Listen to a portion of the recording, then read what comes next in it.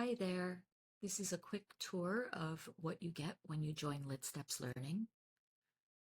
The LitSteps Learning Path is a sequence of units that you'll teach your child, and they're all available from day one. Each unit has its own set of resources that are themed. But I'm going to show you inside Unit 1 colors, which is where you would start. So, Unit 1,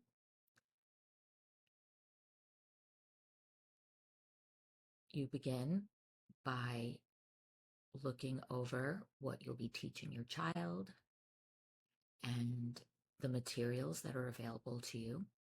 Each unit has its own book, activities, charts, and certificates. I've also included unit plans for you to follow along with.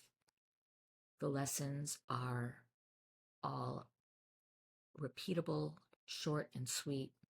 They're meant to bring confidence and joy to you and your child and help you connect with your child as well. There are 7 lessons, and if you want to download the resources you need for each lesson, they're available within the lesson, but you can also go to the resources tab and download all of the content for that unit at the very beginning if you prefer. I've also included a bonus library that has additional materials for you and your child.